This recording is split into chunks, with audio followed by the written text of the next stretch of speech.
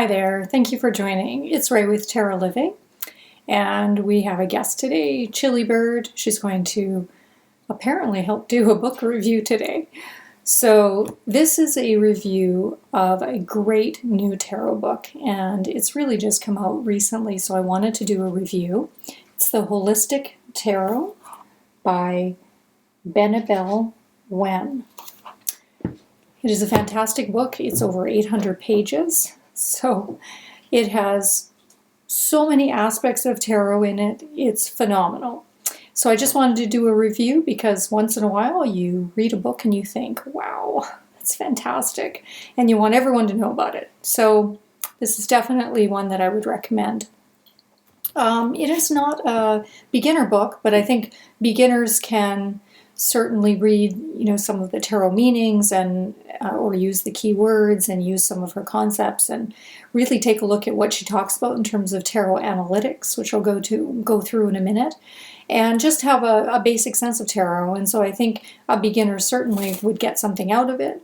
It's just that it is a fairly comprehensive book and complex book, so I would definitely put it more into the intermediate to advanced category. So her approach is what she calls tarot analytics, rather than, kind of the thought of, destiny or fortune telling, I guess. She sort of veers away from fortune telling and really talks more about tarot analytics and also how tarot can be used as a tool. So I'm going to actually read a few comments or quotes from the book. And I'm going to put on my glasses just to make sure that I can fully read this properly. And I just want to read actually these quotes because it really encapsulates some of the her basic premise for the book. So she says, this book will present tarot as a holistic tool that can help us mine our own unconscious to find answers. The cards do not tell us what to do. Rather, they help us think about our problems from a different perspective, like a diagnostic tool for decision making. Help chart a road map for solutions. My approach to tarot is not predictive. It is analytic. The signs and symbols of the cards facilitate retrieval of information from the unconscious and move it to the forefront of the conscious plane of the mind, which can then help us form creative solutions, present a different angle to a problem that we have been looking at, or offer a breakthrough that allows us to move forward. I call it tarot analytics. So I think that really helps encapsulate some of the basic, way that she looks at tarot. I think that she really summarized it well in terms of kind of the new age of tarot, the new, very, very current modern way of looking at tarot. We don't focus so much on, I'm going to lay out your cards and I'm going to tell you exactly what's going to happen in your future. A lot of tarot readers today that are kind of moving with the times and are more modern in their approach really feel that tarot is a tool.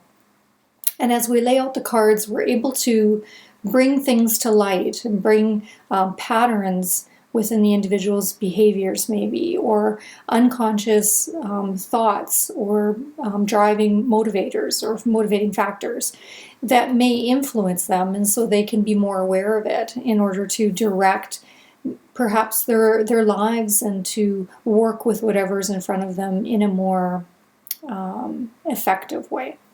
So that, I think, is definitely a more modern approach that has come to the forefront, and I just think that I wanted to read that out because I think that she expressed that very well.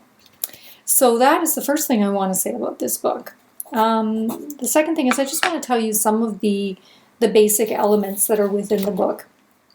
Some of the chapters. So there's an entire chapter on tarot analytics, which we've just gone through. There's a chapter on the history of tarot. It's a very well-researched book, and it has a lot of information in it. So there's a history of tarot. There's also a section on keywords, and she talks about that. I think she doesn't feel that keywords suffice, but that, she's really providing the beginner steps, and also just helping people with keywords, because keywords is how we usually start with our learning process. She talks about that you need to go deeper than that, but she provides keywords. And then she goes into a section called the Cyclopedia of Card Meanings, and it's fantastic. So she actually goes through the major arcana and the minor and the core cards, all of the cards. And what I really like about this section the most, I have to say, is the comprehensive approach that she's taken to the actual meanings of the cards. So it's not just, if you pull this card, it will mean. She has some of that in there, of course, which is great because we all need that. But she also talks about the symbols at times within the cards. She talks about, which is my favorite part, the comparison between one major arcana, let's say, and another one where the meanings might be slightly similar. So for example, she talks about the High Priestess and how there's the two pillars, and then she talks about Chariot, that there's the two elements as well, and the differences between those. She makes comparisons between one major arcana and another on almost every card meaning, I believe. And it's really helpful. It's just so fantastic. So that's one of my favorite things about this book. The minor arcana are also very well done in terms of the comprehensive card meaning understanding. She definitely has and this is my favorite thing about it, she has, the core meanings are very similar to what you would read in another book, but she always has a little twist on it, or she has a different way of looking at it, or she uses different keywords that I haven't seen before, And I think that really helps me to open my eyes and say, I see it differently now, or there's another layer of understanding that I have for this particular card because of it. So I'm really impressed by that. And then she goes into, actually I'm going to skip that one right now. The core cards I want to talk about. I'm going to move ahead in the book a little bit while we're on card meanings. So she has a very comprehensive section on core cards, which most of you will be absolutely thrilled about, as I was, because core cards can be one of the most complex types of cards in a reading, if you do get core cards in a reading. She really breaks it down well and talks about core cards being either a literal meaning or a figurative meaning. So literal meaning like someone is actually in the querent's life, or someone who has these characteristics, and she uses fairly traditional physical characteristics, which I don't use as much, but and then the figurative meaning is going to be really when somebody's, you're using the driving energy of that. Say you pull the Queen of Wands, and so you're utilizing the driving energy of the meaning of that card in order to accomplish something, let's say. I'm just trying to give you an example of a figurative meaning. So it's not an actual person, or it could be an event, for example. So those are some of the things that are under the figurative meaning. So that's the core cards. Very, very well done. I'd get the book just for that reason alone, but there's so many other reasons to get it, but that is excellent.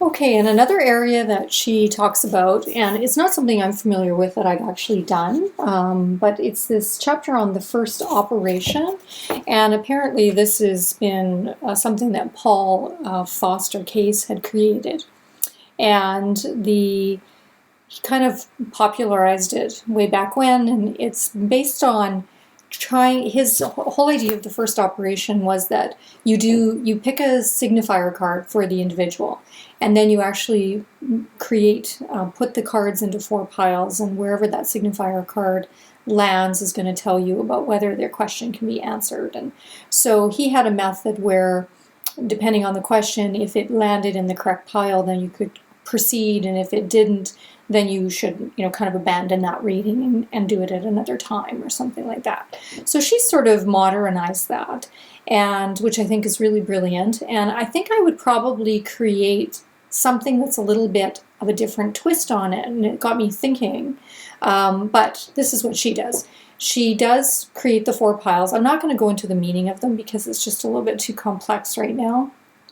But I get the gist of it, that each of the piles represents a certain part of life and actually can correspond to each of the elements or the suits. And so if the signifier card would be in the correct pile based on the question, let's say, then that's easy. Okay, fine. Her idea is that if it's in a different pile, then it actually tells you the area of life that is going to affect the question. So it's almost like a gateway, or going to tell you something about how to resolve or how to deal with the area that you've asked about for your question, which I think is brilliant. So again, brilliant, and again, worth, getting it just to kind of read through that if you feel like doing something kind of preliminary. I've done something similar. I actually call it something different and I do something different, but it got me thinking about how I could maybe modify what I was doing a little bit as well. So another tool, another great tool for you to use. Then she went on to another subject. Is in this book is actually the fundamentals of reading spreads, and there's actually a very large chapter on this, or a couple of chapters on it, so amazing. Consideration of spread landscape. So a lot about how to, actually reading cards and interpreting, I think, spreads would be fair to say. I've only got about halfway through the book, so now I'm just going to tell you what's in the book because I actually haven't read beyond about halfway through of the court card interpretations. So I'm just going to give you some of the other elements that are here, and I'll have to get into them at a different time. So another one is the opening of the key. People may be familiar with that. So she does an entire chapter on the opening of the key. Professional practice of tarot. There's at the back, there's quick references. There's actually, looks like there's some, not examples, but like exercises that you can do. What else am I seeing here? The 5 components of circumstance. I can hardly wait to get to that chapter. 5 components of circumstance. And I think she's going to talk about probably how we impact things and the different elements of, laying out cards and how we act and that sort of thing. That's what I'm guessing about that one. So I'm very much looking forward to reading that chapter, and I'm almost on that one now. So, but I wanted to do a review because I think I've seen enough in this book to say thumbs up. 2 thumbs up. I would get this book. Fantastic. Holistic Tarot, Benebell Wen. And I'm going to just show you, there's a little bit of a picture of her on the back, because I think that's always nice, and that is her. So it says that she is Certified Tarot Master by way of the Tarot Certification Board of America, and is a longtime practitioner of the art. Wen is also a California and New York attorney, and she works in the Bay Area as well. Oh, she has so many interests, numerologist, astrologer, enthusiast. So she is brilliant, I think. She's just fantastic. And the book is fantastic. I have nothing bad to say about this book except that it's too large to hold. So my hand was cramping when I was holding it. It's fantastic. So I got it at Chapters. I'm sure it's on Amazon. It's absolutely fantastic. So 2 thumbs up. You'd want to get this one. Thanks so much for tuning into Tarot Living. Have a wonderful day. Take care.